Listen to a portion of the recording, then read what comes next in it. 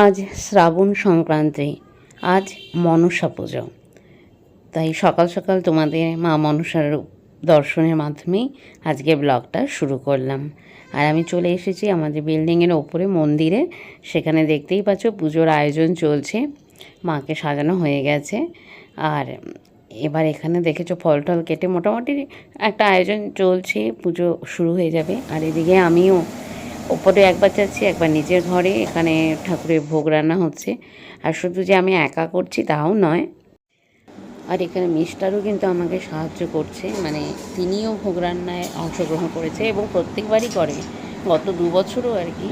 ওই কিন্তু মানে আমার সাথে সাথে সেও কিন্তু হাত লাগায়নি, স্নান টান করে উপোসও করেছে, চলে এসেছে এটা করতে। আমি কিছুটা এখানে করছি, কিছুটা ওপরে যাচ্ছি, যেমনটা হয় আর কি। তো এই চলছে। আর এদিকে গতকাল রাত্রেই আমরা এখানে সমস্ত সবজি কেটে রেখে দিয়েছিলাম।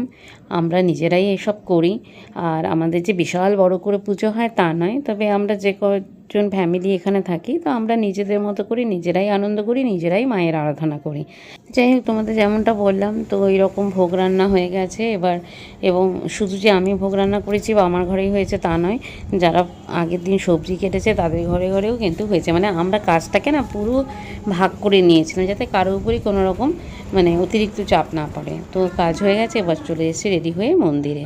আর এদিকে দেখো মন্দিরে পুজোও শুরু হয়ে গেছে, ঠাকুরমশাই এসে গেছেন, পুজো বসে গেছে।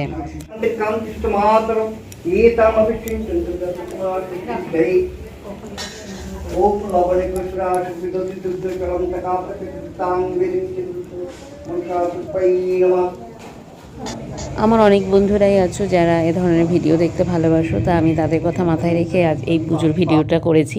এখানে তো আলাদা করে আর কিছু বলার নেই, পুজো চলছে আর তার মাঝে মাঝে যেসব হচ্ছে সেগুলোই আমি একটু ক্যামেরাবন্দি করে রেখেছি। ভবিষ্যতেও দেখবে যখন মানে ছবি দেখতে ইচ্ছে করবে বা ওই বছর পুজোটা কেমন হয়েছিল, অন্তত ব্লগটা খুলে চ্যানেলটা খুলে দেখতে পারবো। एतद्गत्ता मया विशिष्यावतवान्मिके सङ्गं भवतु तत्सर्वं तत्प्रसादत् महेश्वरी।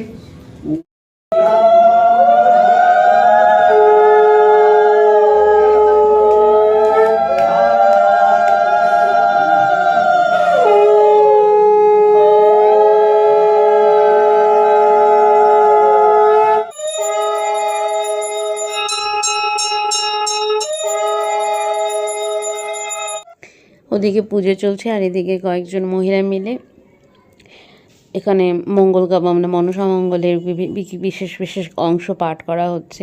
মানে এটা নাকি করতে হয়, এটা একটা পুজোরই অংশ। এবং অ্যাকচুয়ালি পুরো বইটাই তো পাঠ করা উচিত, কিন্তু সেটা তো সম্ভব হয় না অল্প সময়ের মধ্যে।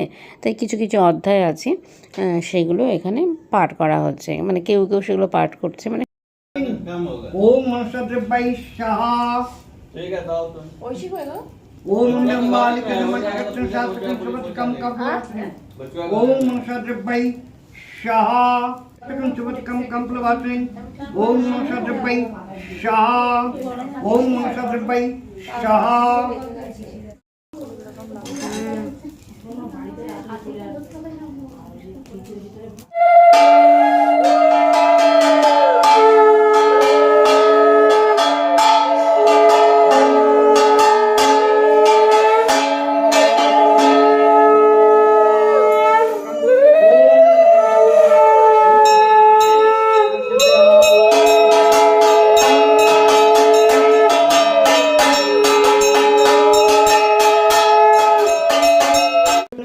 पद्मप्रिया आवासनं श्री विष्णु प्रतिकामण मनसा पूजा प्रतीक होम कर्मणि सा परिवार समन्वितं करिष्यामि।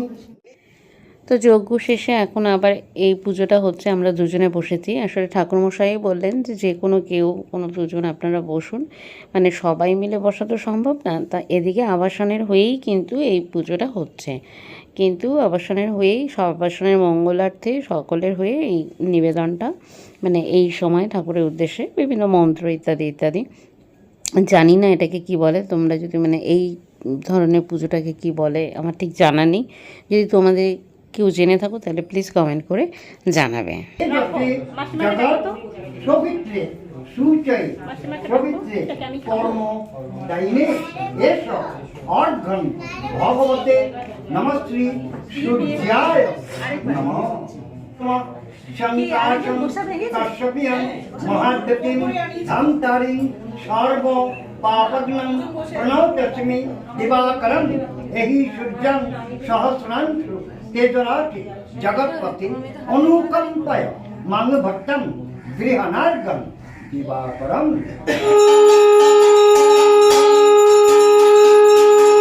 আজকের ব্লগটা তোমাদের কেমন লাগলো অবশ্যই কমেন্ট করে জানাবে, আর যদি ভালো লাগে তাহলে লাইক করে দেবে, কমেন্ট করে দেবে, আর একটু সাবস্ক্রাইব করে দেবে চ্যানেলটাকে।